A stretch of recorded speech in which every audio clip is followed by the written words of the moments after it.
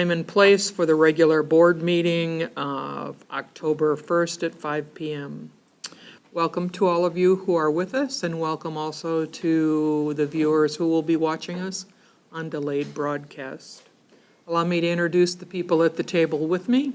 From my right, we have Ross Harris and Mike Miller. From my left, we have Karina Hernandez, Sean Heitman, and Ben Fletcher. At the center table with me, we have to my right Paulette Newbold, the board secretary, and to my left is Dr. Theron Schutte, the superintendent of schools, and I'm Benia Block.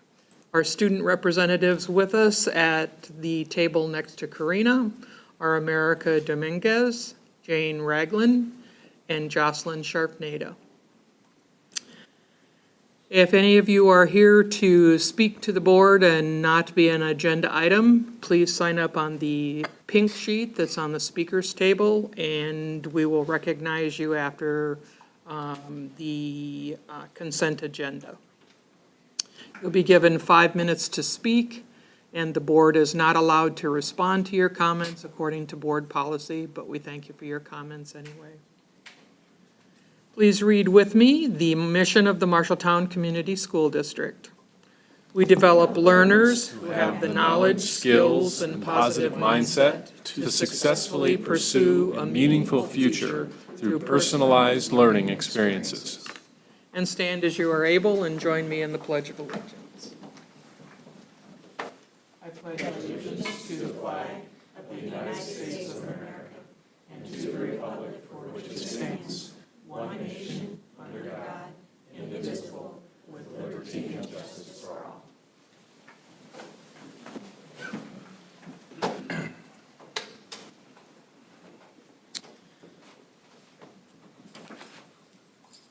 I will open the public hearing for the surplus of technology equipment. Is there anyone present to speak to that item on the agenda? We're proposing the sale of approximately 970 Dell Chromebooks, 760 Acer Chromebooks, and 100 various other laptops, tablet devices that have been retired from use. Use your mic.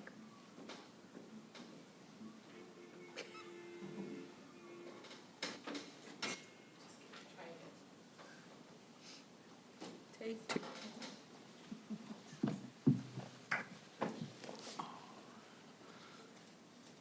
Good evening. The technology would like to propose the sale of approximately 970 Dell Chromebooks, 760 Acer Chromebooks, and 100 various other computer technology devices, which may include laptops and tablets that have been retired from use due to age. And we thank you for your comments, Mr. Wesley, Josh Wesley, the Director of Technology. And we had success last year selling in this format, right? We did, yes. We leveraged publicsurplus.com. The last year's Chromebooks went for approximately $36,000. So, Any other comments? I close the public hearing for surplus of technology equipment. Are there any changes or amendments to the agenda?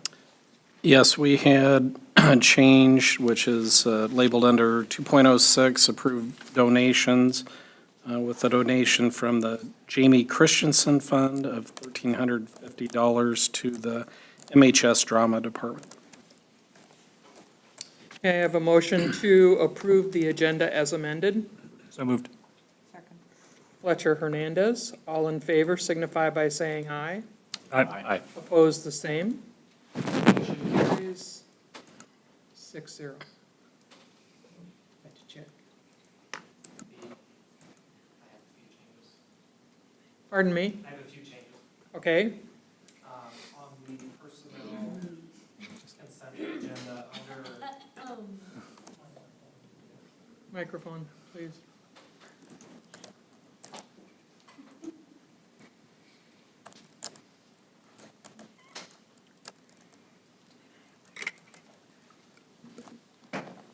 all right, under the appointments section, remove item number 1.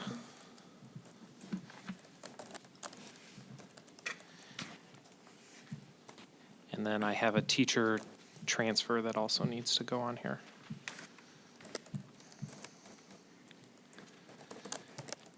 That is Abby, right? Abby Burkhead going to Woodbury as a full-time ELL teacher from a split position at Fisher and the high school.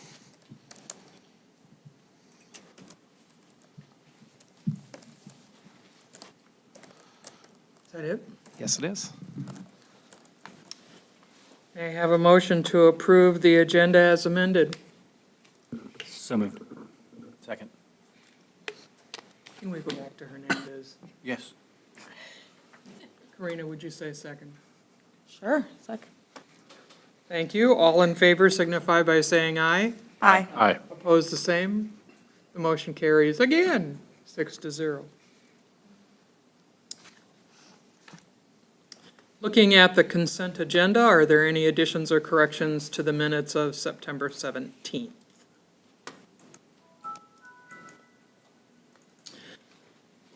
Looking at personnel items, other than what you've mentioned, Mr. Spaghettis, are there any items of note? Looking at interagency agreements and contracts, we have an event agreement to provide music for the homecoming dance, which was held on September 29th. We have contracts for 3 special needs students. Any questions? In open enrollments, we have 6 out. Are there any questions on bills? In looking at the donations, we have a $1,350 donation from the Jamie Christensen Fund for the Performing Arts to be awarded to the high school drama department. Are there any questions on any of the above items? May I have a motion to approve the consent agenda? So moved. Second. Harris Heitman, all in favor signify by saying aye. Aye. Opposed, the same. The motion carries 6-0. Anybody on the sheet? Nope. Nope. And we're over to our school board student representatives coming to the speakers table to tell us some stuff.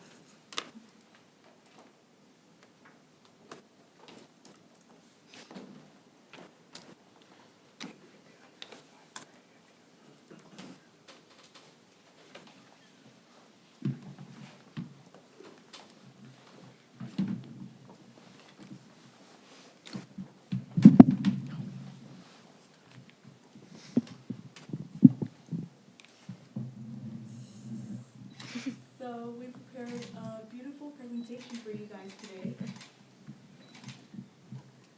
So the first thing we want to give you guys a recap of is the Bobcat Carnival. I know that was a bit of a change from last year.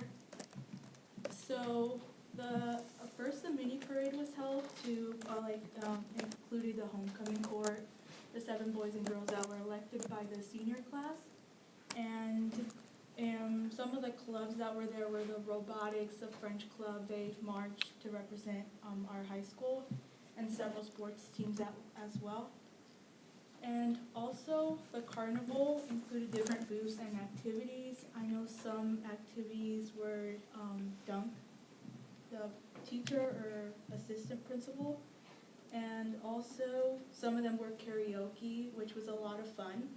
And some of the hosts that actually did the booth were the sports team and clubs like the French Club and several volunteers around the community. And these are just some of the few pictures that they had. I know XLP had a booth in there, and also the French Club was marching parade and the robotics team. And we felt like we wanted to talk to the student body, not just our perspective. So we talked to a lot of the seniors because this was very different from the past years, like what we have done. So this is Halter. She's a senior, and she said that her favorite part was the singing activity / booth because a bunch of people came together. She volunteered to help with the balloon popping booth, and it was fun. A lot of young kids came, and it was very exciting to see all of them.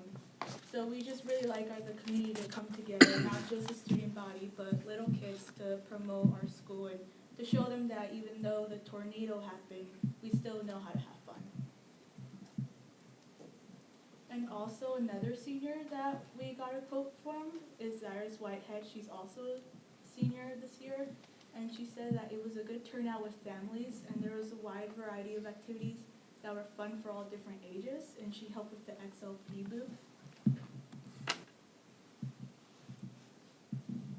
So there were lots of different homecoming activities this week. It started with the powder puff and powder buff on Sunday. And then we had dress-up days throughout the week. It was twin day on Tuesday. It was Jersey Day on Thursday, and then it was Denim Day on Wednesday. And there was great participation this year. Shakira Herrera, senior, said it was a lot of fun. I loved seeing everyone dressed up and having a good time. Thursday night was coronation. The cheerleaders and dance team performed, have a pep rally, and then the king and queen were crowned, and it was Derek Garth and Daisy Lopez. Friday, we had an assembly at school, and then later that night, it was the homecoming game, and Marshalltown won 41-14. Okay, so now some upcoming events. So 102 students will be going this Thursday to Minneapolis to see the Hamilton, where they will be meeting the cast and having fun. They will be learning about like the history of Hamilton, and they will get to see it perform live. And then we will be having a girls swimming and volleyball match on Tuesday, and on Friday we will be having another home game against Roosevelt, where we hope we will win as well. We hope you do too. Any other questions? Beautiful presentation. So I went to a number of the activities, but the Cats Carnival I thought was fantastic for those families that took advantage of that. My thoughts were, for those young kids to be able to interact with the high school student athletes and coaches or the kids in clubs. And, from what you said, what a great opportunity to promote those clubs and activities, which we really want to get more and more kids involved in those types of things. So I think that was a great addition to what, we've typically done as far as homecoming goes. And I was particularly impressed with the interest in the karaoke and how that was the last thing that got shut down, I think. So high school students appeared to have a lot of fun with that. Anything that's in the distant future that you're gearing up for? Prom's really too far away. Yeah. I know students said it was talking about maybe doing another dance this winter, but that still was just being talked about, nothing finalized. How many days to graduation? Too many? One of you would know it's exactly the number. Maybe after the first of the year, they'll start counting. Yeah. You're 1/4 of the way there anyway. Thank you very much. Thank you.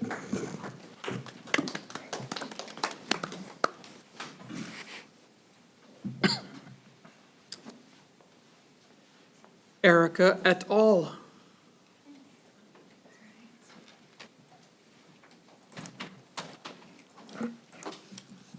Okay, so I'm here with two sixth grade teachers from Lillian, and we just wrapped up our JA Junior Achievement Biztown unit, and that culminated with a big trip to Des Moines. And so Leah Maddox and Angie Lovell are here to tell you a little bit about this. This is we're implementing junior achievement with adult volunteers in the classroom, kindergarten through 5th grade. And then this is the 6th grade component of this is a little different. So it's delivered with lessons that the teacher delivers. And then the volunteer component comes at the end when they take their trip to Disney.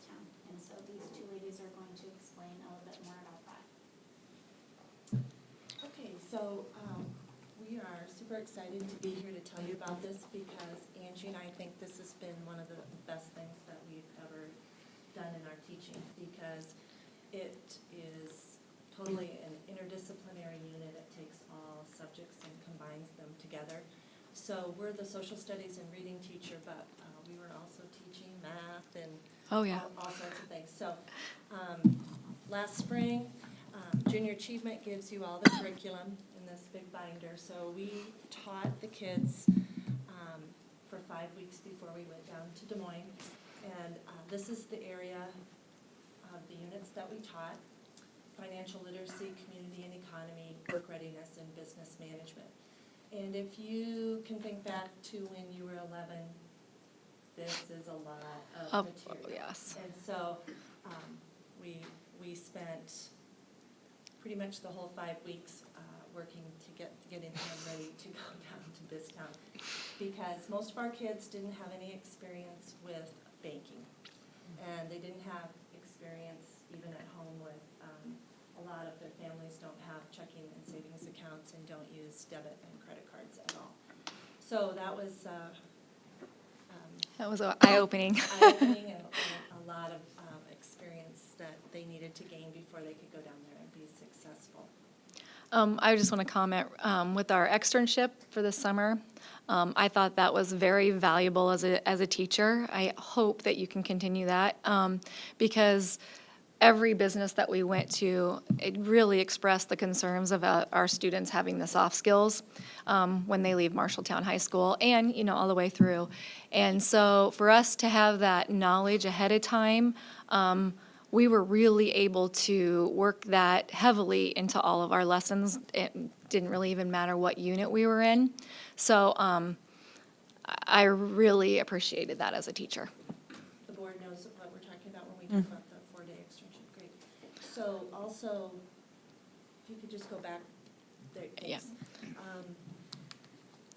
So the first few units, the kids are working more independently on getting their own check register, and they're learning about keeping the register, writing checks, filling out deposit slips, doing the math.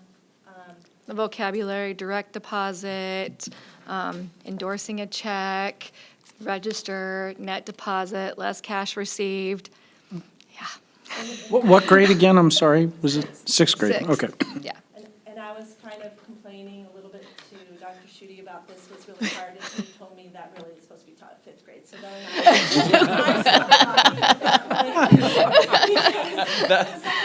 Was that the nice way of saying suck it up? Yeah. That was the nicest thing we need to know. So then as the units went on, like Angie said, the work readiness was excellent based on what we did this summer. And, just even teaching the kids how to shake somebody's hand and look people in the eye is just not something that the kids had very much experience with. With the tornado, we didn't do the interviewing component.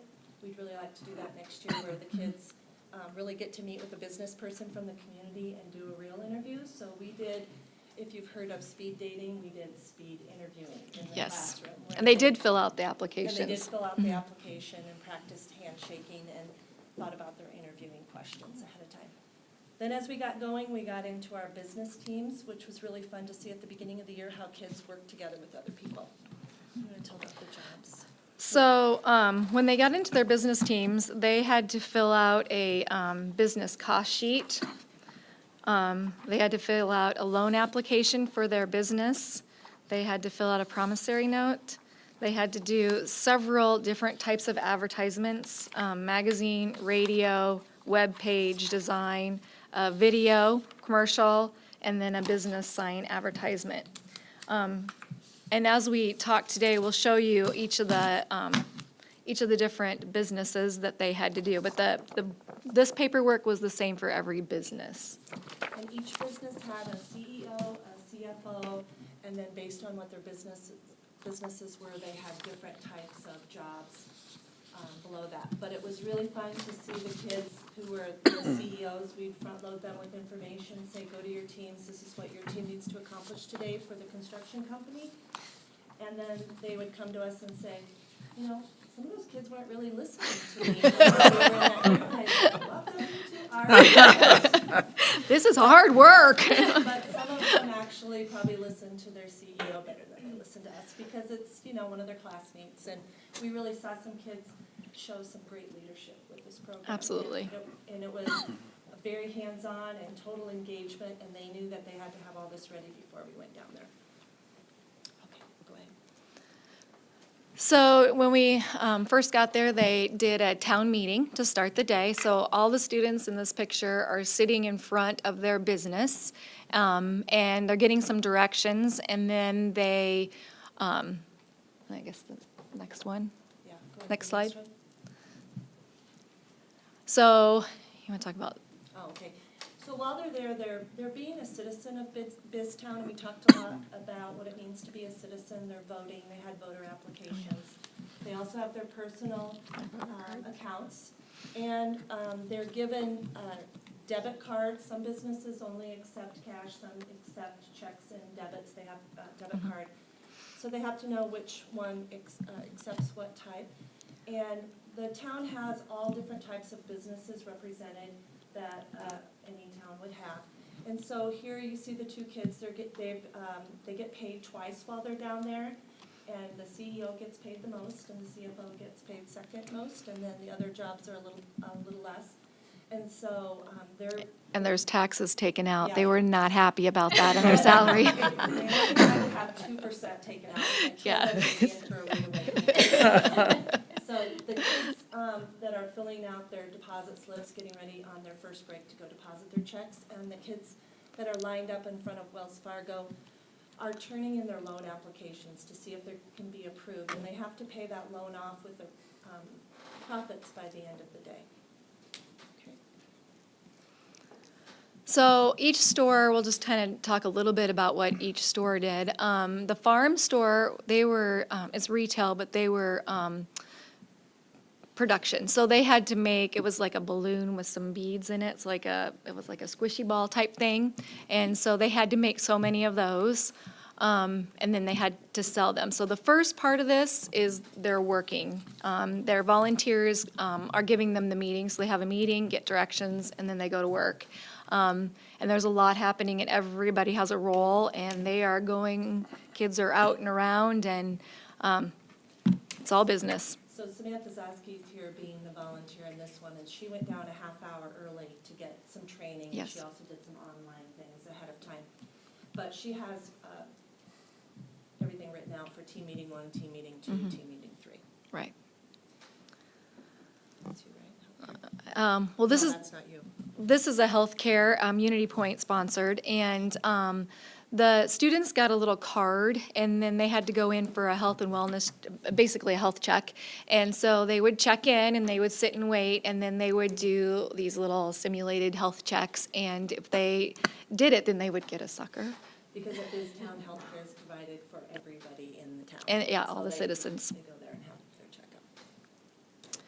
Publishing Center was a little bit stressful. This was one of my groups, and what they had to do was meet a deadline. So they had a photographer that had to go around and take all these pictures, and then they, you can see they're kind of writing there and putting together basically a magazine that will be printed, and then they have to meet their deadline so they have enough time to sell them. So the citizens have cash, $2 cash. I can't remember if could write a check for this or not. And so then they had to have the exact number to get printed. And inside the magazine, the businesses had to Let you have see. their advertisements ready ahead Yes. of time. And then they also had to learn how to write letters to the editor before we went down.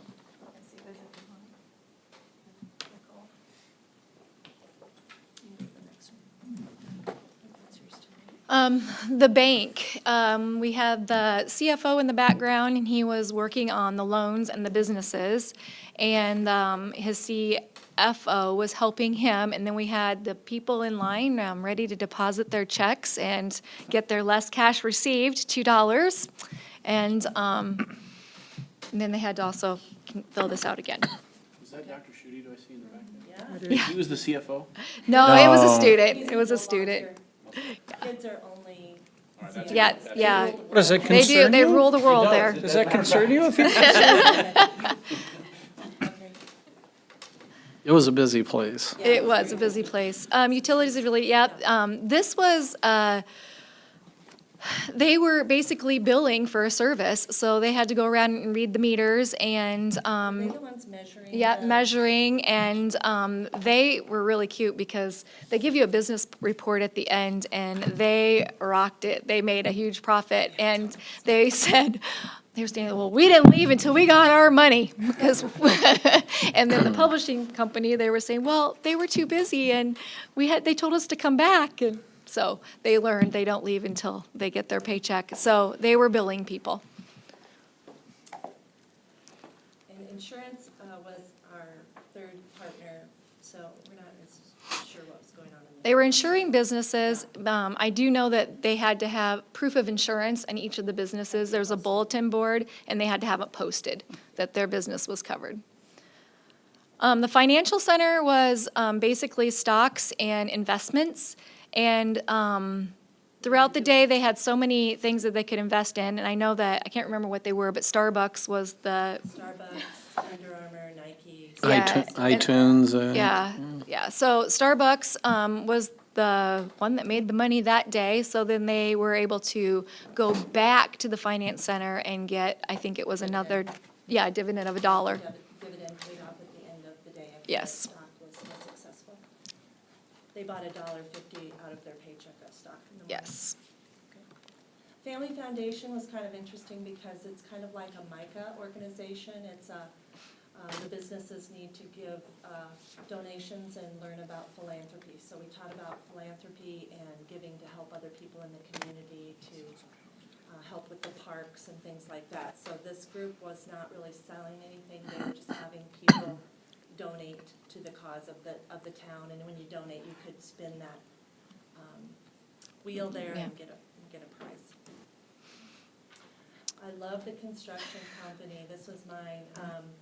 Ty Methog, I had him in school here at Anson Middle School a long time ago, and his daughter is in Angie's class. And so he came and volunteered. He's a real construction business owner. And so White's Construction down in Des Moines sponsors this, and they needed to build a bench out in the park area. And so that's what their job was, among other things. And my morning class, the city hall inspected it and gave them approval, but my afternoon class did not pass the inspection. It was a So, little you know, wobbly. so.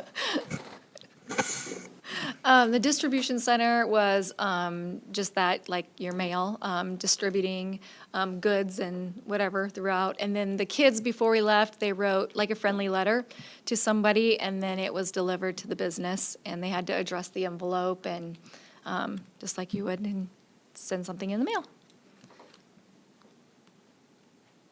The bookstore is another retail store. They were selling things like sunglasses, and they didn't make anything. They just sold things, items. The technology shop was busy. The little boy over there was the DJ. So he was playing music. Kids could buy, use their money to pick a song. And then they were also reading all the advertisements throughout the day. And then we also had some kids in the background that were working on web page advertisements for the businesses. And then we had Aaliyah Methog was running around and interviewing people, and she had her cameraman with her, or woman.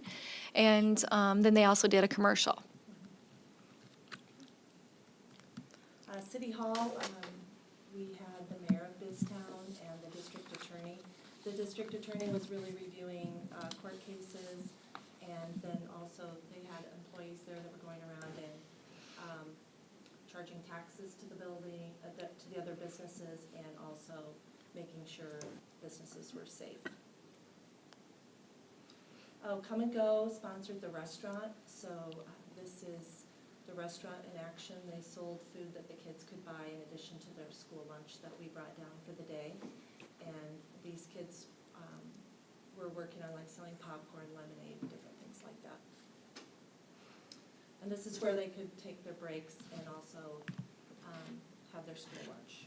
And during this time for the break, so they all had a colored dot, and there was a big stop sign that was hanging from the rafters, or stoplight, yeah, sorry, hanging from the rafters. And so like green would have their first break, so then the other people in the business had to cover those duties, and then yellow and then red. And so, and it was during those breaks that they also could go and invest in their stock or go buy things.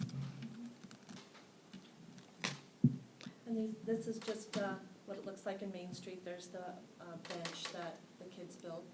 And the artwork and the tree they grew.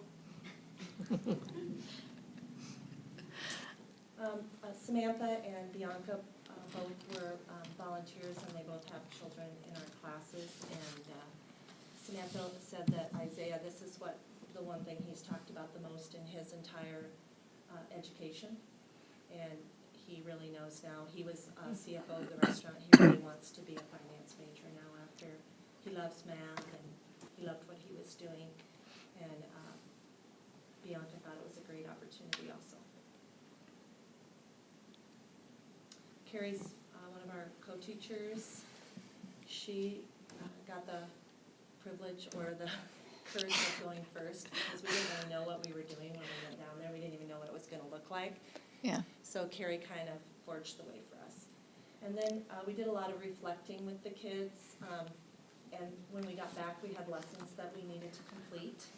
And these were just things that we heard them say along the way that were funny and Yeah. poignant. So,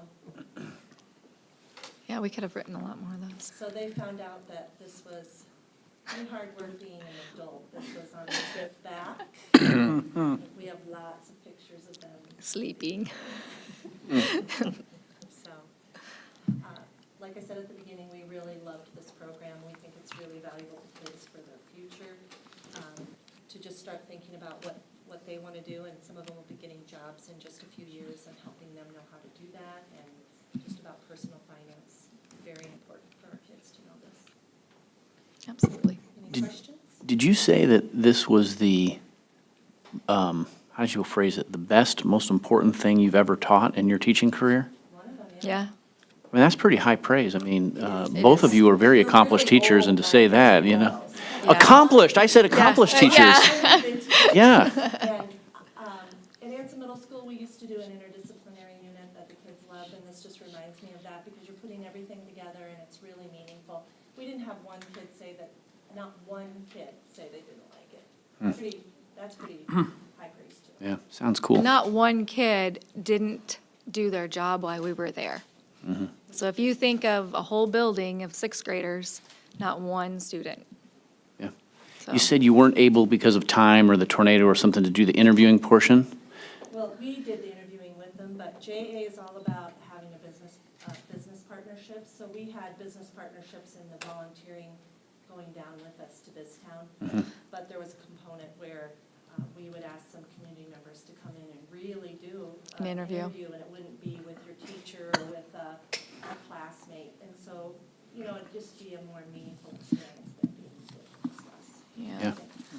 But, I'm all about just that my kids are out of high school knowing how much I taught them all this along the way as far as just being a parent. I just think this provides it to everybody to make sure they have all this valuable information that they need for the real world. Yep. Oh, here is, So do you think it's safe to say that this could be done for students in the 7th grade and 8th grade? And oh, your first slide that you showed, the soft skills, the hard skills they're learning of ATMs and deposits and endorsing checks. and we talk a lot about customer service as well in our Right. reflections, there's some criteria that they go through and they have to reflect, how would we score ourselves on customer service? Could we have had more profit if we would have approached this differently? I'm also a Ricochet coach, and so I do have sixth graders in Ricochet. We've started 35 of them. And, we do the concession stand. And so we are bringing this into the concession stand. So, and the kids have brought up some of the good points that they did in the businesses. They want to do things like that. So I feel like I can take them a step further just by our own Ricochet budget, and advertising, we don't do a great job of advertising. So they are going to think of the announcements like a radio. They're going to be more specific. Because, we just put some posters up. But we, as a Ricochet Club, decided we could really bump that up now that what we know. Do you want to talk about? Yeah, so we will complete all of the schools this fall with Anson and Franklin coming on board. It's taken over 100 volunteers to get all 6 elementaries in the intermediate, and that's with the teachers doing the 6th grade curriculum. And so probably pre-spring break, somewhere between late January and early March, we'll look at implementing the global marketplace as the curriculum at the 7th grade level with volunteers. So we're going to be looking for 17, 18 volunteers to help out in the social studies classrooms for that. And then post-spring break, our 8th grade teachers primarily will be delivering curriculum for Finance Park, which is more getting into the personal finance piece and managing a personal budget and expenses and stuff like that, which is online. The global marketplace is very project-based, so that'll be good because Miller, has adopted a lot of project-based teaching and learning modality, so the kids are accustomed to that. Then at 8th grade, a lot of it will be with volunteers, but in a different way, and they'll actually go through an online simulation that will kind of culminate that experience. And in the future, it's very likely that there'll be an experience down at BizTown for Finance Park as well. But the timing of this couldn't have been any better because with the legislature having introduced the new graduation credit, half credit for financial literacy that's effective with this year's juniors. We're looking at, given we're already down this path and we're going to be introducing Finance Park at the 8th grade, we believe that through the adoption of possibly one of the JA units in the 9th grade social studies curriculum, which is required, that between that and Finance Park, for kids that are with us in 8th and 9th grade, we can likely knock out that graduation requirement. We're probably going to have to also look at an online option because there's not much time in order to help the juniors and the sophomores get this taken care of. So we'll probably have an online option as well as possibly have to adjust the elective class that's in the business department on financial literacy to make sure all of the things that were identified in the code are covered. But, I think we're pretty well positioned. Pam Brewer-Michael will be taking over or simulating what Erica's done, which is a major amount of work in order to pull this off. Tanya Gaffney also at Lenahan was instrumental in getting the volunteers lined up. But the teachers did a fantastic job. I think there were a lot of lessons learned, and, Leah said in jest, about the 6th grade, but for a lot of our kids, this is brand new stuff, and I think, based on what we learned this year, we'll probably structure the timing of it a little bit differently to make it more realistic. Well, they'll also have more skills coming up as. Right. Through the grades, they have the business volunteer go into the classroom and talk about some of these things. Yeah, Our and kids didn't have much experience prior. the research shows that 1/5 of the kids, I think it is, that are exposed to a JA mentor tend to follow a career pathway of one of their JA mentors when they leave school. So 2 things that I noticed or that really stuck out to me about the day I volunteered down there was, and Angie mentioned this, the need to collaborate and work together and cross-train. Because in the bank, all the kids have 2 20-minute breaks, lunch and then one other break in the afternoon. And that's when they take care of their personal stuff. Well, as they're leaving the bank, the others are left there, and those are also the busiest times at the bank. So the CFOs and CEOs were jumping in and helping out the tellers, basically, in terms of taking care of things, because otherwise lines would be backed up forever. So they learned a lot about that, and were willing participants in that. And then one of the young ladies that was in the bank with me when she was on her break, and they had choices where they chose to go. She went to Unity Point for a health checkup, and it ate up about 3/4 of her time. And so, I mean, there were a lot of real-world experiences, whether the kids realized it or not. I mean, we tried to point it out because they'd come back complaining, and we're like, well, you know, that happens at the doctor's office depending on what's going on, you know. So it was, one of the classes wrote a lot of thank yous to me for volunteering, and, you know, the one thing that was consistent was, boy, this is hard work. So I think they hopefully come home with a little better appreciation for how their parents, you know, feel when they get home from work and that sort of thing. But it's been a great experience. The teachers and the volunteers are instrumental to the success, and I think it just speaks to this community when you can pull 100 people plus, you know, for the business community and/or parents to come in and give, you know, 6 or more hours of their time to help, and I think all of them have really appreciated and enjoyed it. I asked you about the interview skills. I have the opportunity in my job to interview lots of people, not just from Marshalltown, but from all over the Midwest, from age 19 to 25. And I would say one of the worst things in that age group is how they interview, how they look at you, how they shake your hand, how they follow up or don't follow up.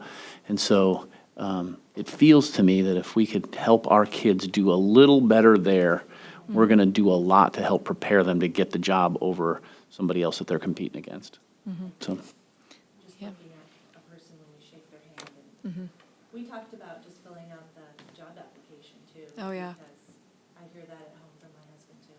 You know, they're not going to hire somebody that can't fill out the job application correctly. Send an email after they're done interviewing to say thanks for taking the time to interview me. I mean, I used to get that 15 years ago. I'd get that 80% of the time. Now, 1 out of 10 times. Well, hopefully, also we'll get to share with you sometime about the internship that we did this summer, because we need to be talking to business people about like what your, things that you're saying too. So we can tie it in every, you know, almost every day with our kids at school. And we've been having discussions as we attempt to build out more formalized work-based learning experiences for kids at the high school. We're having those very discussions, and most recently it was with Emerson. So we're hoping that we can, in a big way, in a variety of career paths, get some pre-apprenticeships or informal internships going for kids, and then get a good model that we can open up, you know, to other businesses. But we absolutely, part of that process is interviewing for those positions. So, so it all kind of is interconnected, really. Other questions for our teachers? Thank you very much. Yeah. Thank you.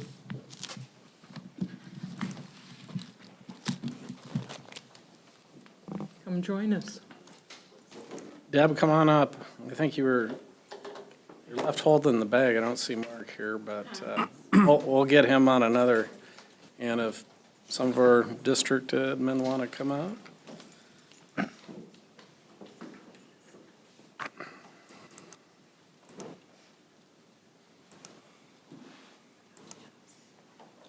Anthony, will you bring your chair? He's going to bring his chair. Anthony's going to bring his chair so that he has a comfortable one too. Okay, Scott. So we thought maybe we'd open it up today just with board members and/or others that wanted to point out any particular points that they pulled out of Chapter 2 on the district's role in supporting the PLC process, and maybe use that as a jumping point for discussion.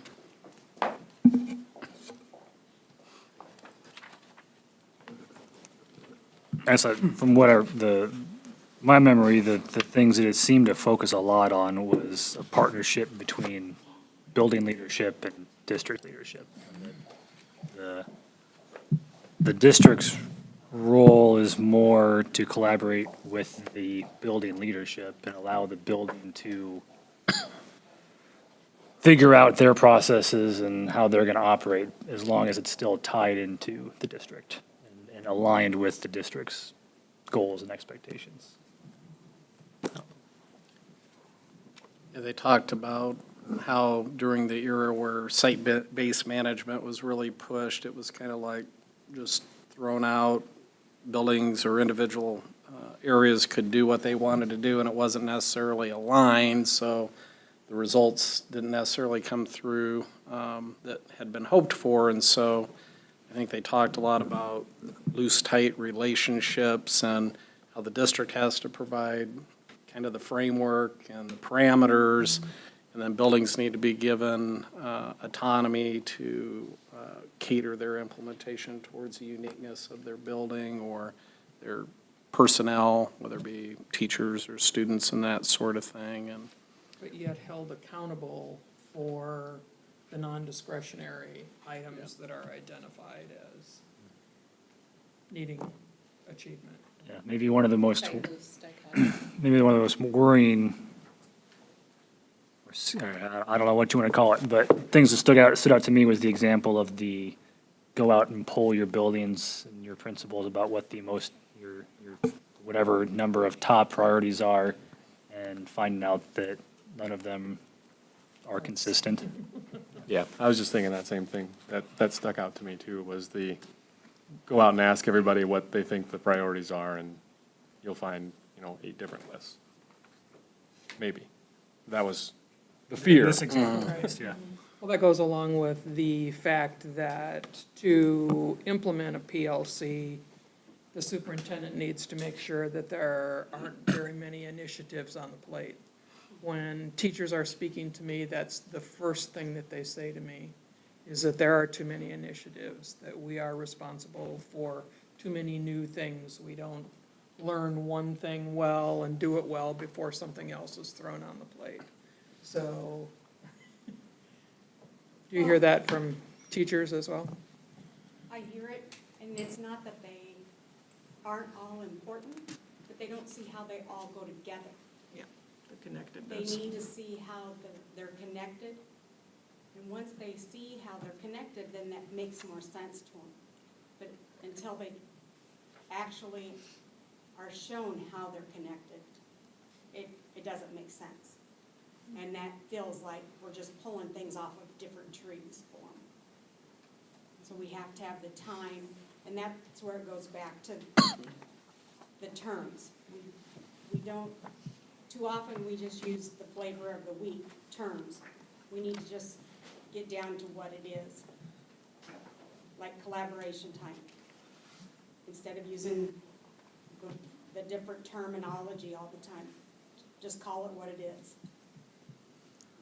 one of the unique things about our implementation is oftentimes with PLCs, it's kind of a top-down thing. The district decides this is what we're going to do, but actually the high school were the first, and usually they're the last. Usually these collaborative processes are more natural, maybe at the middle school or intermediate levels where maybe they have the time built into the day more easily. Or they're accustomed to these types of conversations with multiple people talking around data of some kind. And in our district, actually, it started at the high school. So what's usually the most difficult nut to crack was the first to go down this road, which is very encouraging. And Lisa and the CPDLs have been working really hard to systemically train people and to create positions to help provide leadership and guidance, lead positions within the buildings to, over time, I think really have great capacity for this work happening. And it's really a process. It's not so much a thing, but it's a way to talk about kids and the things that we hope to get from kids around those 4 essential questions that we saw in the first chapter. So I think what Sean said about the initiatives thing, I think, I don't know, the older I get, like, I think that happens in everyone's business or industry. It doesn't matter if you work for, Quick Star or whatever, you always feel like your company is trying to give you more things to do to get better, to, make the bottom line different or get better better outcomes, returns on investment. So I don't think that's unique to teachers, that they feel overwhelmed, and we do our best to try to make connections for them. But the one thing you said about would you surveyed people if, you know, would they all say the same thing? I don't know that for sure, but I do know that this being year 3 for Dr. Schutte and I, that every weekend we get the weekly bulletins from all 10 school sites. And it can't be for lack of the principals sending a clear message about what the district's measuring and monitoring. And they say what gets measured gets done, what gets monitored gets done. And they're working on it. They're working on reading achievement. They're working on math achievement. They're working on chronic absenteeism. They're working on behavior. Culture. And culture, right, the culture survey too. So you see that in their weekly bulletins where they're reminding staff about the progress that they've made, the upcoming meetings that are going to focus on that. Like, I think you'd be hard pressed to find somebody that would say they didn't know what we were focusing on. Even though it's 4 or 5 things, it's still pretty common, unless they're not reading their principal's bulletins. But if you are, I think you could definitely see those connections. I think that the list on page 36 that the authors give of the terms from PLCs, I think you would be hard-pressed to walk into any one building and survey staff and come up with the same definitions. So I think that's part of not getting the same answer from everyone about what the priority is. I think that especially in education, we talk about collaborative teams and all of the things, the formative assessments, the summative assessments. And I think that not everybody knows what they really are in education. Not only do our parents not know when we use that kind of jargon, but some of our staff doesn't know either.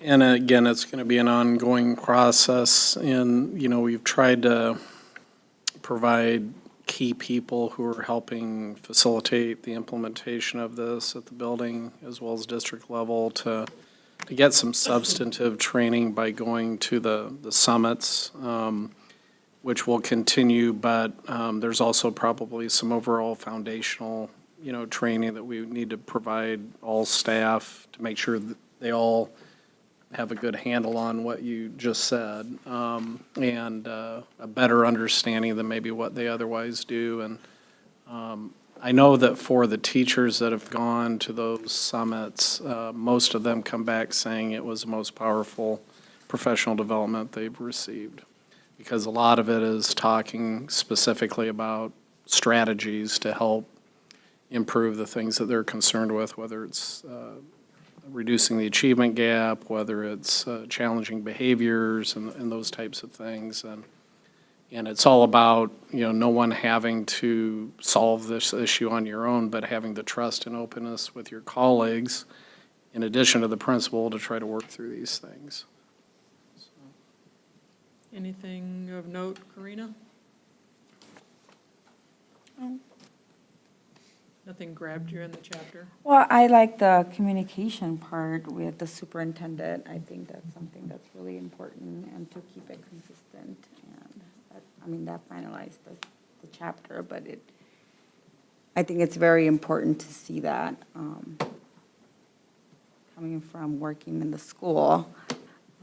I worked 12 years at Rogers, and I think I saw the superintendent a couple times. So just that presence, the communication, the consistency, I think that's something that's very important. And we did build PLC into the strategic plan as well. So. Well, I enjoyed the initiative fatigue, and they used the term having to have a moratorium on new initiatives, so you can focus on it. But the other thing I thought was on page 39, they talked about, at the end, effectiveness of the process is to inform rather than rank or rate. And if you have 50 schools, there's always going to be a number 1 and a number 50. Right. But it's what you're measuring versus measuring everybody the same way. So I thought that was, I think we have to be cognizant of that if we have elementary schools and we're trying to rank, okay, lack of a better term, who's the best versus who's the worst. It's who's making the progress, what's being measured, and are we measuring the right things? You know, then having commonality of definition and everybody understands what you're measuring, it just makes it all more powerful. And I think Mike mentioned it at a prior meeting, but whereas there's that internal drive and competition yet to want to do as good as you can do and to achieve, there also needs to be trust and openness and a safe place for, whether it's teacher to teacher or administrator to administrator, to have those discussions. Well, what are you doing to get that result that you've gotten, so that we can learn from those positive things and replicate that. It's really about raising everybody up and not just worrying about our own little sphere. And you know, in districts where, a perfect example of this is with site-based leadership and management, everybody is kind of fending for themselves, and so it takes change in mindset to come across to, we're in this for all of us and for everyone, not just to try to figure out how I can be the best, but how can we, Marshalltown, be the best. It's been really encouraging to get random emails from some of the principals about how the newly created PLC leads, which is part of our TLC structure. These are teachers who work full-time, but they have volunteered to lead the PLC or collaborative team meeting each week or every 6 days. And that we've found a new level of teacher leadership, a new group of people that's their niche. Like they like to do that. They feel comfortable. And then also I think it's put a little bit of power back in the principal's hands too, because they're really hands-on with these people. It's not something that the CPDLs are coming in and giving all the training to them in isolation from what the principals see and do. And so that's been kind of a cool thing to watch, of how that's evolved and how they as a system have reached out to their principals and said, we need a little bit more time to come together as a group so that we all are sending the same message. So they're recognizing the power of leadership, and that if your people you're leading don't hear the same message, you're never going to get to where you want to go to. So that's been kind of sort of like birthing a child, sort of. It's just been kind of fun to watch it grow and expand, and you know, it's just that tight wire a little bit of how much directive do you give from central office, how much autonomy do you let the buildings have.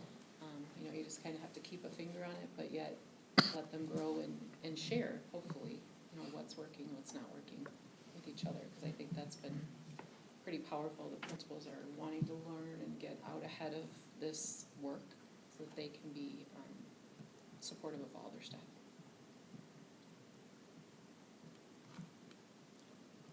One of the things I enjoyed, and it's a theme from the last time we did a book study as well, not only staying focused on one or two or just a few topics over a period of time to make sure that people get it instead of jumping from year to year, but they talk about leadership. If we set a parameter, we might need to make sure that we provide the resources, the training, and the opportunity to learn it in a meaningful way, so we can expect buildings to implement it down through, but adjust it to meet their own needs. And I think that's really important, that we make sure that we provide people the tools to do the things we're asking them to do. I've worked in districts where we're going to go do this new thing, it's really popular somewhere, it'll make us look really good, you know, go figure it out, and then I'll check in with you in a few months and we'll see how that's going. And that doesn't always go so well. You know, it's important that someone has trained me and taught me how to do what they're expecting me to do, so.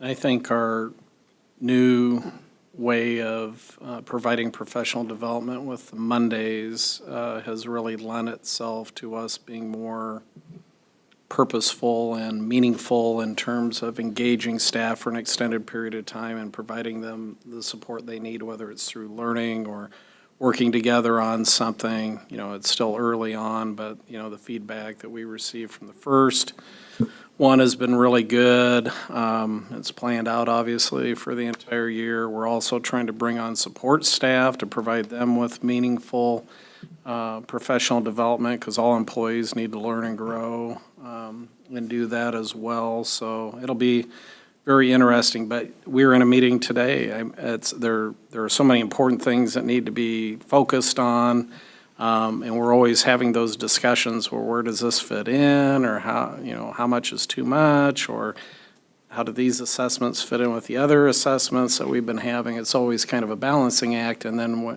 I think the key is with whatever you're taking on, you need to make sure they're the absolute right things, number one, and that you plan accordingly to implement them successfully and measure them in a meaningful way and use that data to get better. But also, how obviously we're conscientious of how do we provide our kids with enriched experiences that differentiate us as well. So there's kind of a balance there too. So what's your assessment of where we are as far as this loose tight? Do we know what our non-negotiables are? Do we know what our priorities are at the district level? I think we continue to learn as we go with the various things that we've got going. I mean, I think everybody very much knows that the strategic plan items and objectives are non-negotiable, but then within those, everything has kind of its own set of parameters. And so I think we're learning as we're going, and we're trying to figure out what we need to have in place in writing or otherwise in order to ensure fidelity of implementation.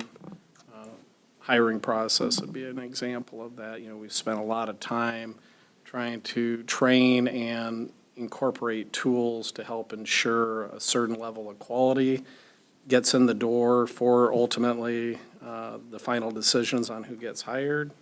And needing to make sure that people go lockstep through those processes to get to that point so that they have multiple options, and it truly is about who's the best fit, knowing that no matter what direction they go, it's quality, and high quality. So I think that was probably one of the first things that we've implemented where we've kind of felt some of the push-pull of district non-negotiables versus building autonomy as it relates to the hiring process. And there's a lot of jobs to be hired. There's a lot of work to be done in that arena.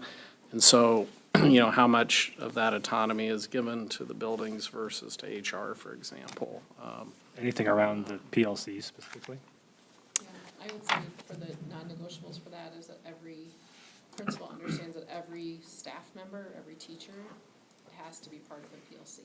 So whether they're self-selecting into a group or they're, maybe they're an ELL teacher, they're going to join the second grade team versus the fourth grade, or it's the district music teachers. And so everybody's part of it. You don't get to not say you are part of one. And then it's been interesting because the high school's in year 3, so they're even splitting down further into course-specific PLCs. So we're getting the English 9 teachers together and English 10 on a different day. Because when we were all together as a big group, that was helpful, but not as helpful as how we need to narrow our focus, so. More specific. Right, so, and everyone's committed to using, it depends on the building, but I'd say 45 minutes would be a good number, every week or every 6 days to meet with this group that they've been assigned to or chosen to join. They have agendas, they put minutes, they elect a leader of sorts, someone steps into the leadership role. Principals attend as many as they can. TLC people come if invited, like coaches or CPDLs. They had a launching document that was supposed to be followed for the first 12 weeks that laid out some of the principles to action of a PLC as well as videos and articles. So I think there's some things that have been pretty tight. And then we'll probably continue to refine that for second semester and beyond once we gather some feedback on what else people need, what's working, what's not working. But that's where I'd say we are right now. And as far as, ultimately, high-performing PLCs are going to be talking about data, and generally it's going to be common data, so they have common assessments to compare between classrooms and that sort of thing. But there's other configurations, like if 21st century skills, or let's say soft skills, or financial literacy, that could be an interdisciplinary or cross-curricular, cross-content area, or even cross-grades for that matter, depending on how it's being measured. So as Lisa said, I think depending on who's brought together, sometimes it differs in that regard. Right, sometimes it's as clear as the PK6 teachers are working on math. They identified the essential standards, there's 8 to 10 of them they did this last spring before the school year ended, that they are focusing on as a team, and then they're working together to get assessments, like Darren said, that measure how well they're doing on those math standards. Because we can look at like ST math data and Iowa assessments, but that's not the day-to-day important things that teachers use to make decisions when they plan. And then there's other groups that that are using data, like I believe the counseling group, their PLC data is around chronic absenteeism. So they're working as a team because that's something they all have in common, whether they're at the middle school or the elementary. So I'm actually pretty impressed with what they've all chosen. They tie right up into their attendance center plans, which tie into the district's plan.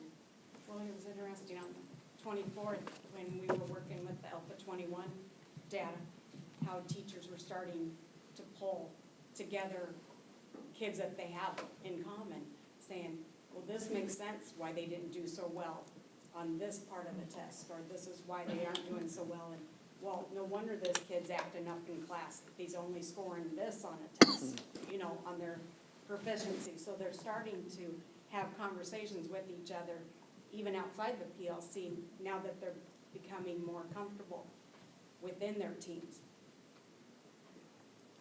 Any closing comments? If you want to come and watch a PLC, you're welcome to. I was just gonna say that. I'm like, Come I on wonder over if to the there's. high school, just give us a holler.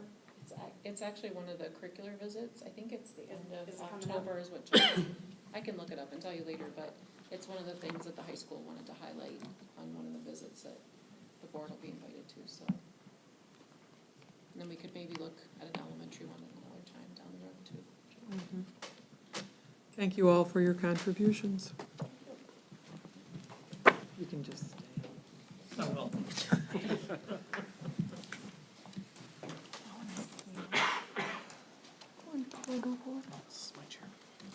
Yeah, sure.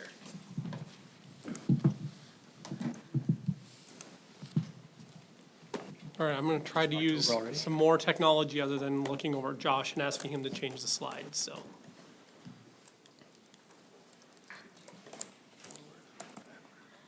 I think I can handle it.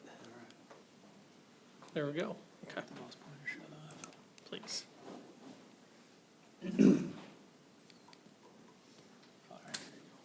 Thank you. Well, thank you for some time to speak with you tonight. I'm here to talk to you about seeking spending authority from the School Budget Review Committee to address the special education deficit. Now, I know we went through similar information last year, but since I don't get to spend much time with you, I thought I would go over some of this again. There are certain educational programs, such as special education, that need a mechanism to recover over expenditures due to the lack of federal or state funding. Special education tends to be one of those. In our district, like the vast majority of other districts across the state, we have to take advantage of this annually due to some of the legal requirements and the funding and how they don't always match up. So when we talk about special education, there are some big ideas. The first one is free. And so whatever educational service we need to provide to children with disabilities, it has to be a public expense. It can come at no cost to the families, and we cannot say we won't provide something because we believe it costs too much or there isn't money in the budget.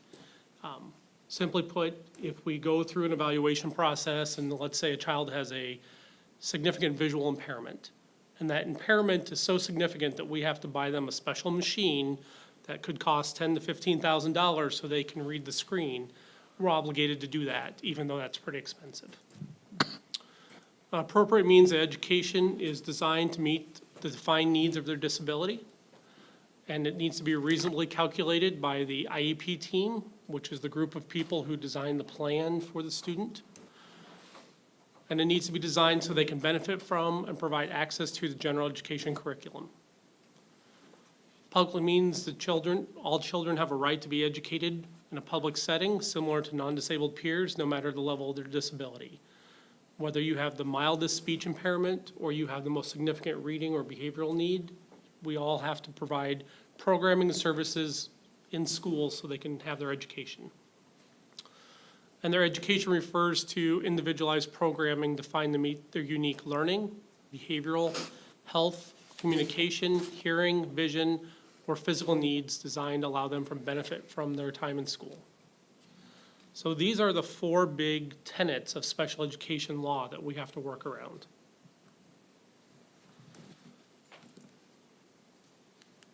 And when there is a need, you obviously provide the parents with this information. It's not being done ahead of time or. Right. When we talk with families about a need, we sit down and we look at all the evaluation information together and look at, based on what the information says, it's reasonable for us to say this is what the need looks like. And we agree to that as a family, school, and AEA group.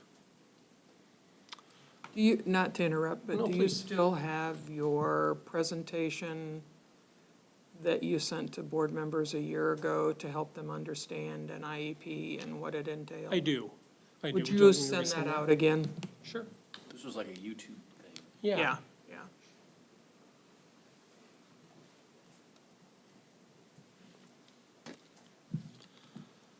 So how special education is funded is that every child has what's called an individualized education program, or IEP. Think of it as a common document that defines what their disability is, the effects of that disability and how it interacts with their ability to come to school and be successful in general education curriculum. Now, as you go through the IEP, it has a lot of information that's very specific. What is the area of disability? How much instructional time do they need? What accommodations to their environment? What assistive technology? How much special ed teacher time is all defined within this document. Then the AEA, or Area Education Agency, takes this document and they apply it to a rubric that was designed by the state of Iowa. And based on your scoring on that rubric, will tell you how much money you get beyond all other students to support those needs. So the way it breaks down is that if I have the most minimal special education need, I'm considered a level 1 funded student. So last year, what we received for all kids was $6,705. That additional funding we would get for that student then would be $4,961, for a total of $11,666. If you're considered a level 2 funded student, you can see how the math works, level 3 funding student. Now, you might look at those numbers and say, that's quite a bit of money. But let's think about some of the services that we provide for a traditional level 3 funded student. Usually those students are spending the vast majority of their day in a special education classroom, working with a specialized teacher. Many times, they also have a paraeducator with them some or all day long. So if you think about the salary of that paraeducator, the cost of the specialized instructional materials, the cost of the special ed teacher, the $25,000 does not cover all those expenses. And so over time, those cost differences add up. So is it any student that has an IEP for any reason, is it a minimum level 1? Any kind of IEP makes it level 1? Great question. The answer is no. So there are some services that the Area Education Agency provides. Those are speech, occupational therapy, physical therapy. And for those, the AA, because they're the providers and not the school district, they get 0 funding, or they're a level 0. But for anything that requires our teachers to provide instruction on, then they are at least a level 1, if not higher.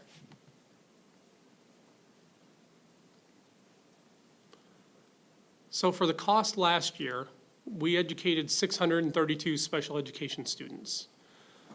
And the cost of those services exceeded our revenue by $1,922,238.22.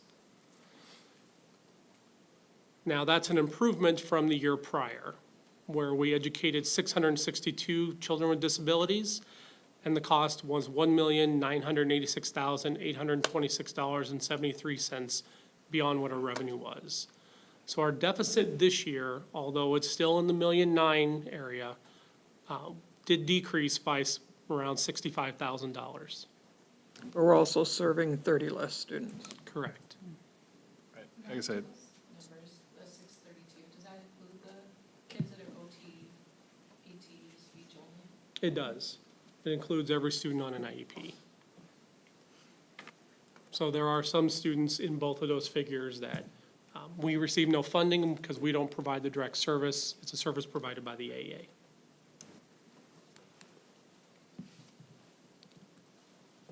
So when we compare what our deficit looks like for last year's spending to districts of similar size, we're somewhere in the middle. We're on the high end of the middle, but there are districts anywhere from Muscatine that does a very rare thing and they have a surplus, through other districts you can see that are well over the $2 million deficit. Yeah, that seems like a real outlier in Muscatine. Yeah, I haven't been able to connect with their director of special education and find out how is their service provided in a way that they're actually running a surplus instead of a deficit, because it's an extremely rare thing.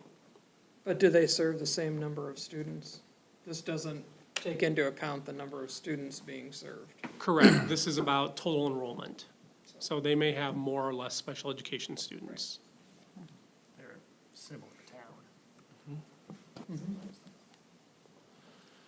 In my past experience, which doesn't necessarily lend itself to Muscatine, generally speaking, if a district's running a surplus, it would call into question whether everything's being done that needs to be done to meet the needs of their kids.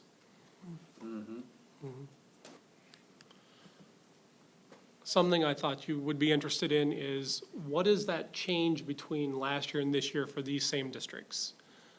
You know, it doesn't matter what the ranking order is, how has their deficit or surplus changed? So as you look through, almost every district, they had a growth in their deficit. It's only a few of us, including Marshalltown, that saw a decrease in our deficit between last year to this year. Some of those deficits were as large as $300,000 change.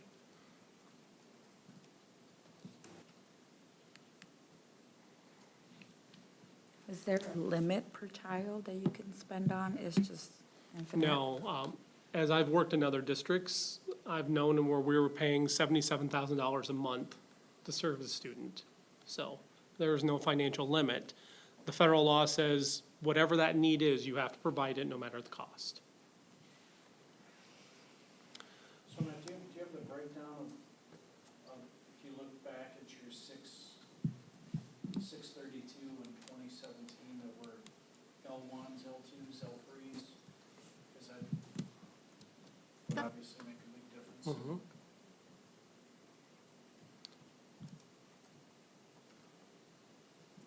So I do have the, You don't have to look it up now. okay. I do have the breakdown of that. And we're running pretty similar between years in our percentage. The biggest change that we have seen in our services is that we're seeing less level ones and more level threes. And that's around behavior service. But we've also seen an increase in the number of paraeducators we have to hire to provide those services.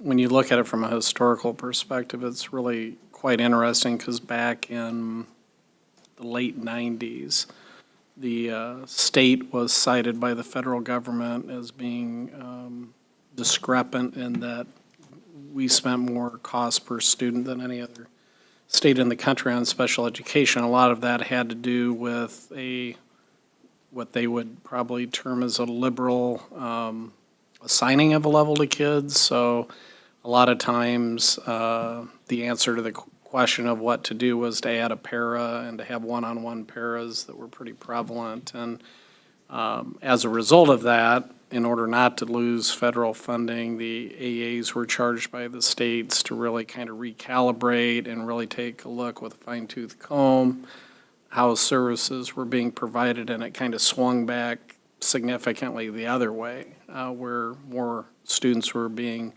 identified as level 1 and 2 and fewer at level 3, which brings more dollars or resources. So it's kind of interesting how that changes over time in terms of 3s climbing and 1s diminishing, But to give you guys an indication of our total number of children with disabilities this year, 22% of them have an associate with them almost all day long.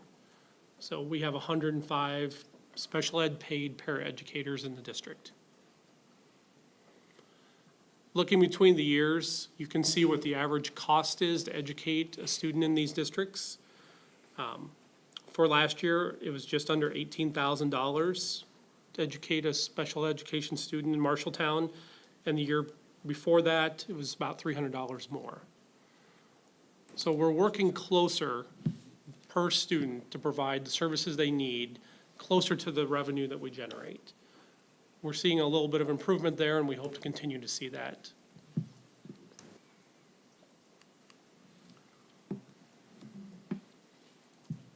Now, we're always working to improve that deficit. So we continue to look for ways that we can be more efficient as well as being effective. Because the other part of all this is when we meet their needs, the job is that we're supposed to be providing them specialized teaching in a way that's going to fill in whatever lagging skills they have so that they can try to exit special education and rejoin general education without support. So we've got two things going on of here's a minimal service requirement, but the goal by federal law is also to provide this high level of instruction so they can fill in all the gaps they have and rejoin their classmates independently. We're also continuing to look at better aligning our special education staffing. Between last year and this year, we've seen a significant change. So we have 6 less special ed teachers for this school year because if you look at our trend of special ed students, we've dropped about 20 to 30 students a year for the last 5. We also continue to collaborate with the AA to ensure that we're getting our IEPs appropriately funded. One of the challenges is that we provide a lot of services for our kids. But if it's not clearly articulated in the paperwork with specific details, then when they look at that rubric, they may give us a lesser weighting value for that. So it's only through our partnership and working with them to say, let's make sure that these services, you're reading this the way we're actually providing them in schools to guarantee that we're getting all of our funding. We also have to continue to maximize our opportunities to get reimbursed from Medicaid, which our school nurses have done an amazing job. We actually saw an increase this year of our revenue coming in from Medicaid. We also are working on continuing to grow and provide skills to our teachers and paraeducators on how to work with kids. The more skilled they are, the more comfortable they are, and often the less resources they need to do their job. And then working to talk with districts who either have a surplus or a lower deficit, but similar size, to see if there's anything that they're doing that we should think about.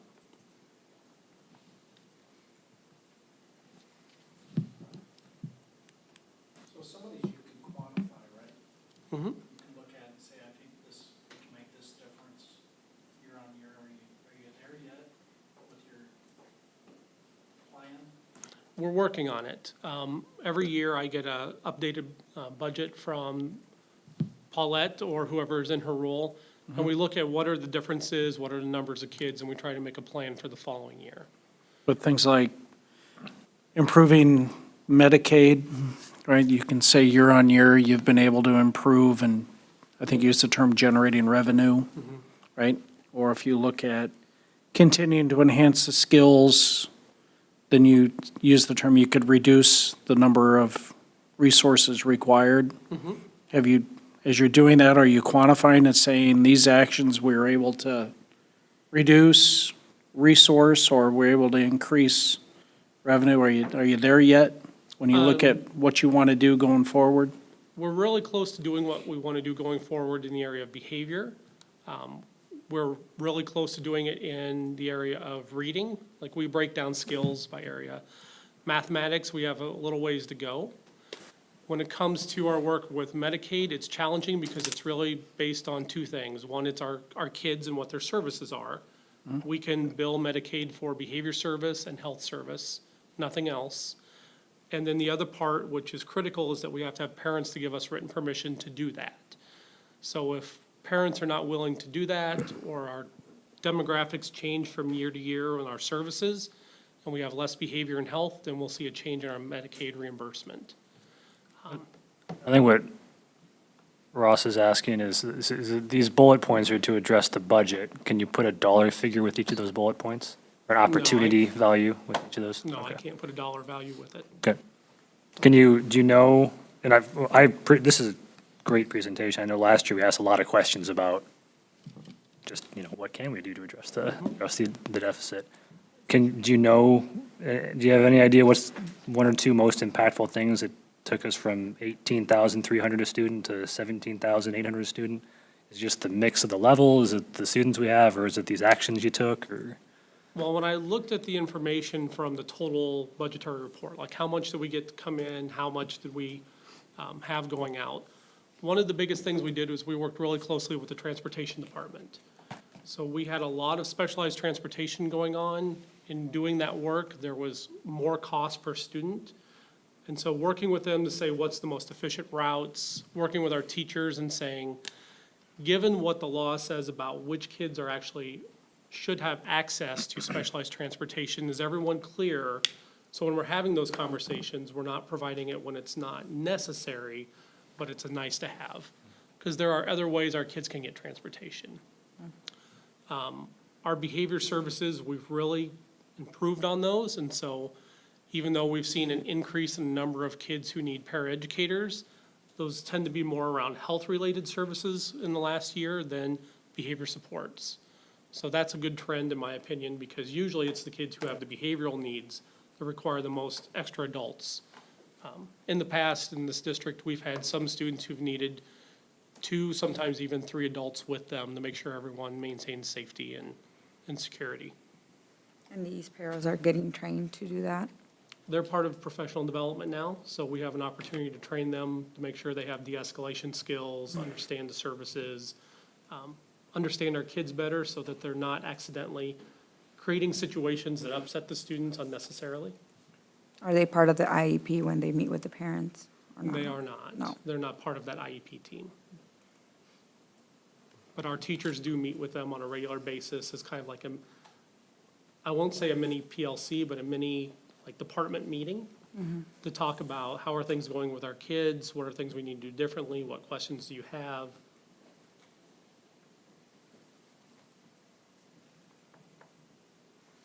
Other questions for Mr. Kretzinger? What is we've been talking about the deficit. What's the overall budget-ish? Or exact? So for this year, our total special ed revenue was $10,714,510.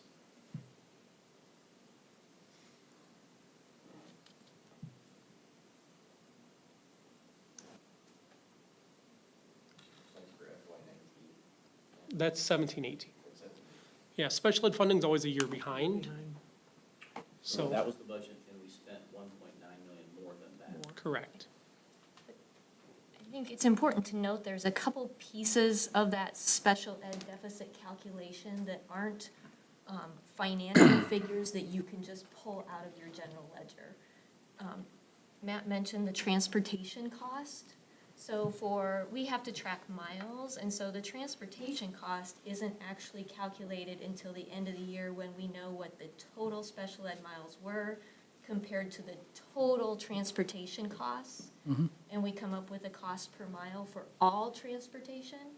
So then that cost per mile is applied to the special ed miles. So you can't at any point during the year go to your accounting software and pull out a report that says, this is what our special ed deficit is today. Because there are components that aren't, they're financial, but they're not directly financial.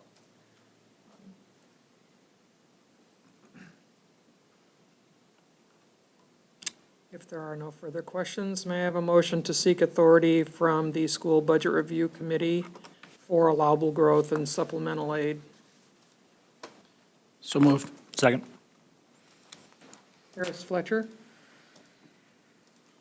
All in favor signify by saying aye. Aye. Opposed, the same. The motion carries 6-0. Thank you. How many people were on the board when Mr. Kretzinger gave us a level 3 IEP and explained the pieces to it? No. Mike, you weren't here yet either? I don't remember it. Might be a good thing to do again. Absolutely. I'll get it on the agenda. Okay. Thank you. And now we're to policies. Makes us all smile, doesn't it? So, as far as the first readings go, which I'm responsible for, the board calendar is the annual calendar that we adopt to help guide when certain presentations or information is provided to the board. We made some suggestions over the course of the last couple meetings administratively, so I think we're good to go with that. New Any policy. questions on board calendar?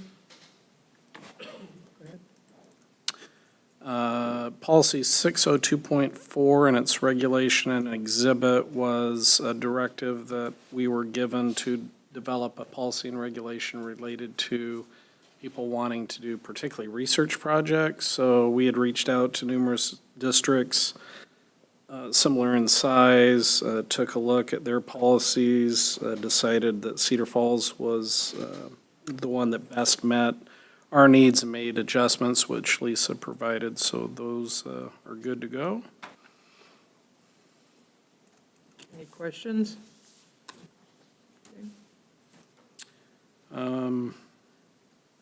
603.2 on summer schools, a new policy that we're adopting from IASB since we have a more comprehensive summer school program now.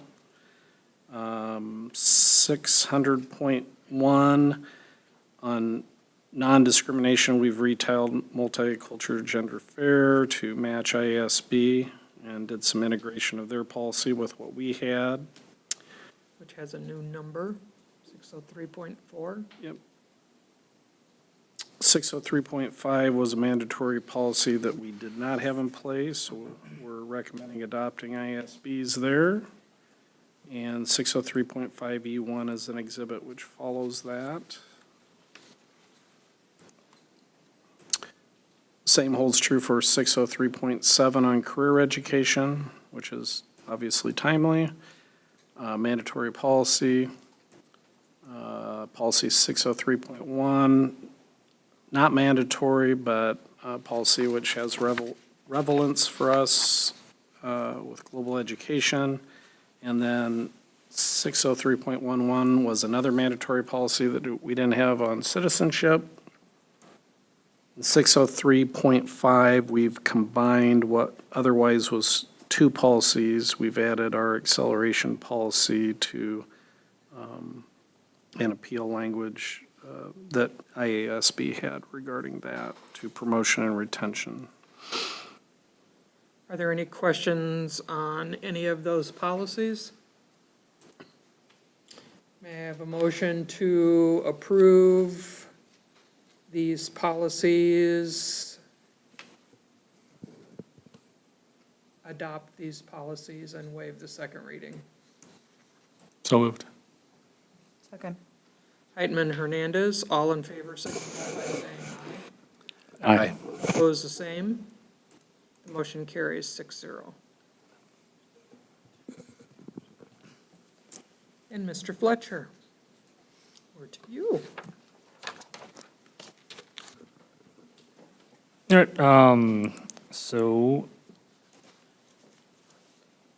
the old 602.15, this one, just a renumbering, it's renaming, Dr. Schutte, I think that was your New recommendation. title, That but comes from any ISB, content, right? Mark So- reviewed? Yep. Okay.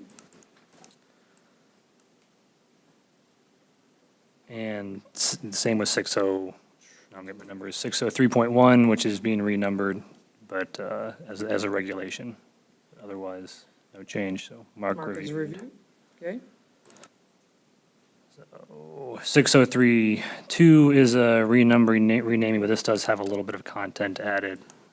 Okay. Really just that it's the board's discretion, how to group classes, and at the end, it's the addition of, up to the superintendent to make the recommendations for how to do that.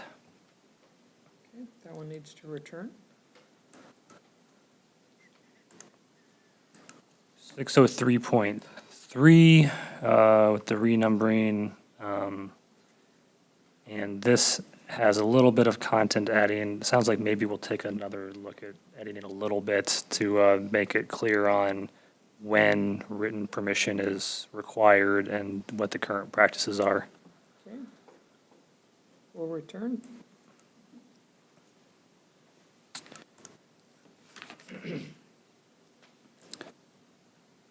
And then the old 603.3R, which is renumbered to 606.5, R1, just has a policy reference being changed in it. I don't know about, No, we can mark that as reviewed. okay. Thank you. Is that all of them? That's all yours.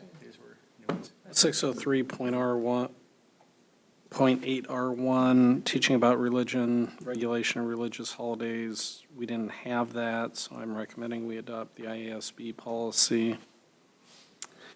605.7R1, use of information resources. We had Josh in technology, since a lot of the devices that were listed all in his world. We made some adjustments based on what our current usage is of those items. So there were some deletions of items that it otherwise said we would label, and then some additions like computer printers that we would label there for copyright warnings, basically. 606.2, school ceremonies and observance, is just adopting an IASB policy. So all three of those, 603.8 R1, 605.7 R1, and 606.2 will need to return. Correct. Okey dokey.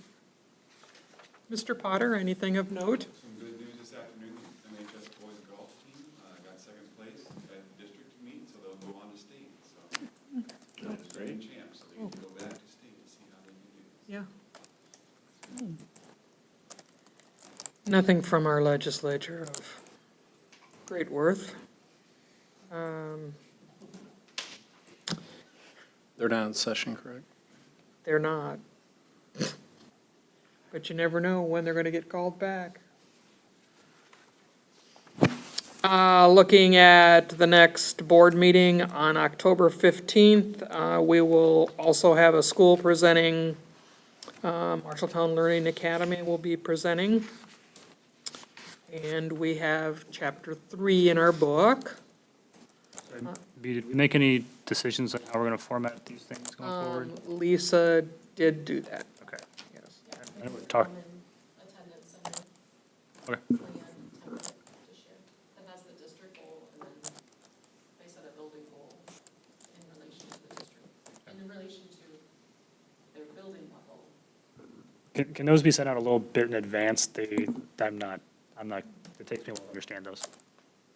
Before Thursday, At least Thursday. at least. Earlier would be I great. think we can, but At least on Thursday. we can make sure you have those by Thursday. I mean, If they're he's not- got 2 weeks from this point, so if he's notified, we should get it If on possible, Thursday. if possible. All right. Thanks. It is very, very difficult to try and understand jargon that's not your daily operation at a presentation as it's happening. So we really do need to see the presentation, the content, the something in board docs.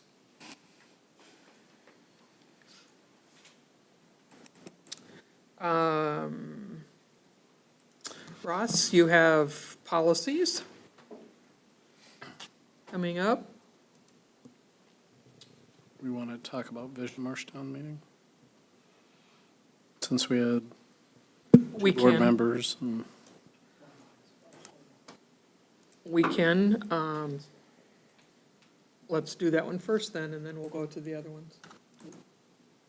Go for it. You want to talk about it, Mike? You might. Yes. You gave me a lot of warning here.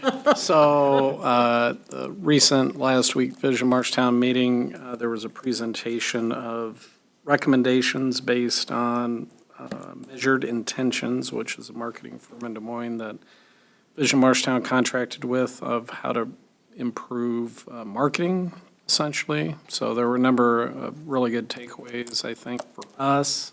It was nice of them to do that since that was one of our goal areas. And then coupled with, Andrew had run a survey on communications, how to improve our communications with parents. So I think we've got a lot of really good ideas beyond what Andrew had put together already to hopefully bring forward by the next month, November, a communication marketing plan for the district. And Andrew came to that meeting as well to hear it firsthand. The thing that hit me about that is, I mean, I've heard this before, but hit me again, that a person has to hear something 12 times before it sticks. And so Andrew might get bored of sending out the same message on 3 different social media platforms, but it's necessary. And that's always a good reminder, because you sort of sometimes feel like you're inundating people, but it's a good reminder for you, for all of us. I always thought it was 17, so 12 was a win. Yeah. We're smarter than the average, you know. Would you quote him on that? I was talking about UB. Yeah, yeah. Yeah, yeah. You betcha. Anything to add, Andrew, that was of specific? That was one of the main points, the 12 times, so now I don't feel as bad with all my emails. I'm doing one quote, I guess, so. Okay. Sean, finance meeting, anything? We talked about, let's see, the new payroll person started, and talked about the budget for the upcoming. Is there anything else, Paulette? That was the big stuff, wasn't it? Mike, did you go to the teacher quality meeting? I'm sorry, I was not able to. Lisa, do you want to give us a quick summary of the teacher quality meeting? I was there. We had actually really good attendance. Paulette was there, Darren was there, Anthony was there. So Paulette did an awesome job explaining our carryover, what we had left in professional development from last year, as well as our annual allocation that we got this year. So the committee was happy to see some transparency in our figures and the numbers we shared with them. And then we talked about dividing the money 3 ways, which is not different than what we've done in the past.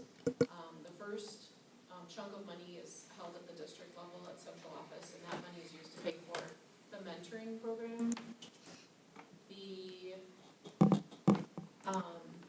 keynote speakers, and then the costs associated with the PLC conferences that you've heard so much about.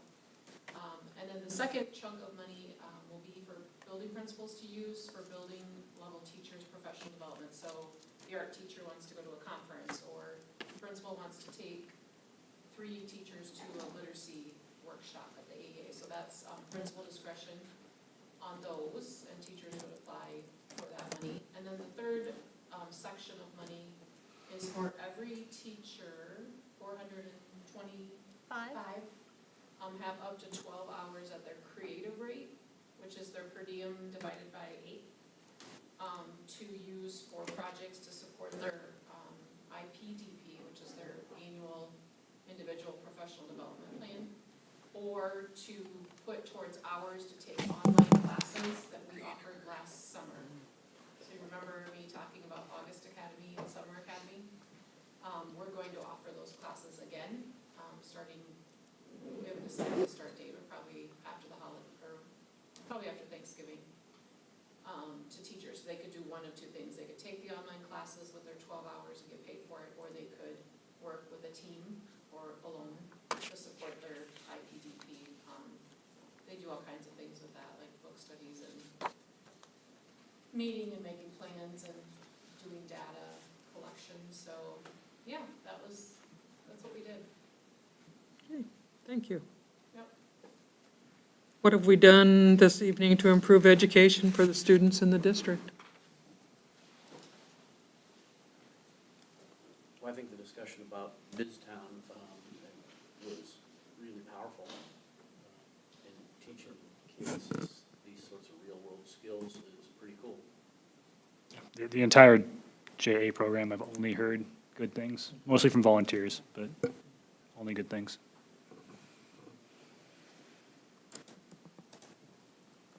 We approved the special ed budget deficit.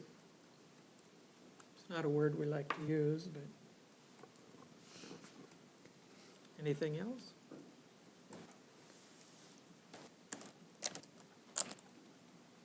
Had a great presentation from our student board reps.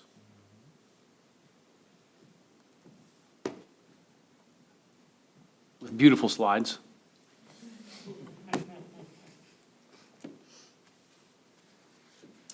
Any other business to come before the board? My quote tonight comes from Brian Herbert, and I don't imagine anybody's heard of Brian Herbert. I hadn't heard of him before I came up with the quote. He is a science fiction author still living in Washington State. But he says, "The capacity to learn is a gift. The ability to learn is a skill. The willingness to learn is a choice."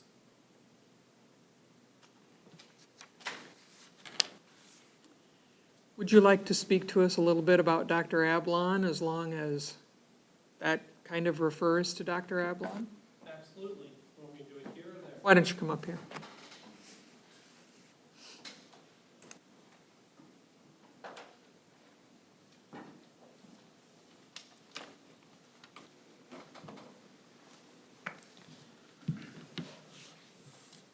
So the board knows that one of the priorities this year is to try to enhance our behavior services so that we have more kids engaged in learning, less kids engaged in disruptive behavior. One of the things that we did this year was to start working with an organization called Think Kids. It's out of Boston, Massachusetts. The director and creator of it, his name is Stuart Ablon. And Dr. Ablon also works for the Harvard Medical School, as well as he's the founder of this organization. And he came to Marshalltown to do 2 presentations last Monday. The first presentation was to all the district staff, our teachers, our paraeducators, our bus drivers, all of our staff. And the other one was he did a community presentation in the evening to try to talk with members of the community, parents, mental health, a variety. And his message is pretty simple. So the way he thinks about supporting kids is that all kids will do well if they can. Now, if kids can't do well, that means that there's something getting in their way, and it's our job as educators to figure out what's getting in the way and then teach them the skills they need in order to overcome it. He talks a lot to people about kids may look like they have a bad attitude or have a will problem, but that's not the situation. They have a skill problem. They're faced with a situation that they don't have the skills to manage, and so the way they respond to that is the way they act out in a way that we consider rude, disruptive, challenging behaviors, a term thrown around a lot. He said some of the things that we have to do is understand the brain research. And so he did a brief review of 50 years of brain studies on how we as people take in information. And to make it as simple as possible, all of our senses take information in and it goes into our brainstem to begin. And that's our safety area, that's our most primitive area. And as it starts working its way from the bottom of our brain up towards the front where the real thinking happens, there's a system of checks and balances that go on. And any time that our anxiety is up, our fear is up, our anger is up, we feel unsafe in the environment, any kind of alarm goes off inside us, it stops our brain from processing information the way we want it to. And so we only hear parts or we don't hear any. And the thing we have to make sure we do as educators is to understand and know our kids, have a really great relationship with them. And through that relationship, we can start to figure out what are causing those problems.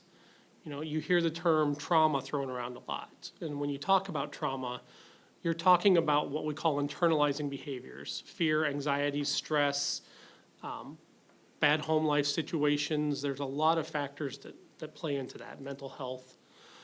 But if we know what's causing our problems, then we can find a solution by teaching them the skills to overcome those on their day-to-day basis. The other thing he talked about is that we have to be very thoughtful about our discipline. Now, he reminded all the groups that discipline means to teach first. There are always consequences to our actions, but when is the best time to go through that sequence with people? Like if I upset you tonight talking about the special ed deficit and you're all revved up, it doesn't do me any good to say, now calm down, otherwise I'm going to, do more, I'm gonna spend more money because it's going to upset you even more. I need to find a time that you're actually in a state of mind where you can hear me. And when I talk about the consequences you're gonna get, I can talk about it in a way that you can hear it, connect to your actions, and it makes sense to you. The other thing he really talked about that our staff really connected to was we have to be very thoughtful about when we dangle carrots in front of kids and offer them little tokens and incentives for good behavior. There's a lot of research that says if we don't do that in a thoughtful way, it actually goes against all the things we want kids to develop in their soft skills. What we need to do is to acknowledge them through our relationships for the things they do right and they do well. And in doing that, we're going to start building up their internalizing motivation. They're going to learn to do things because it makes them feel good, not because they can get something. So it was a real brief, about hour, 45-minute presentation he did. But looking at the feedback from our teachers and our staff, they overwhelmingly loved his message, enjoyed what he had to say. And there's more training and technique to doing the things he talked about, which we have different leaders in the district, principals, counselors, social workers, at different levels of learning. But now we are working with his organization and our area education agency to continue our training and development so we have a full continuum of services and skills to work with our kids.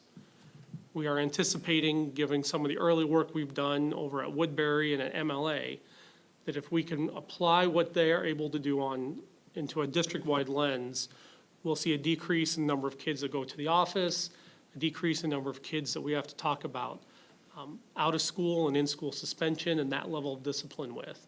Because we're going to be able to teach them how to deal with their situations that really they've never been taught how to deal with. Is there anything I left out that you guys would want to add? I thought it really blended nicely with the previous work we had done with Jensen's book last year, and then the administrators and teacher leaders, full release teacher leaders had an opportunity to hear from Dr. Gorski that following morning, so I was just connecting dot after dot after dot between the two things. I thought it was very good and timely. Will we be changing the behavior matrix based on new information from Dr. Ablon? Yeah, we have a variety of things to look at. One of them are some of our board policies that are very, the way I would describe it is punishment-driven, because our principals are asking for some opportunity to make some decisions before we get to that level. We also are going to be thinking about our PBIS structure and how this all blends together, and just a little bit more about our general behavioral approach with kids. What are we teaching them? How are we teaching them? When are we teaching them? But I'm real excited. I've heard him. I've been through the first level of his training. It makes a lot of sense to me. It seemed to make a lot of sense to most people in the audience. And it's a very common sense approach. Unfortunately, one of his first statements is common sense isn't common when you're talking about behavior and how it kind of upsets you and you start to think about things.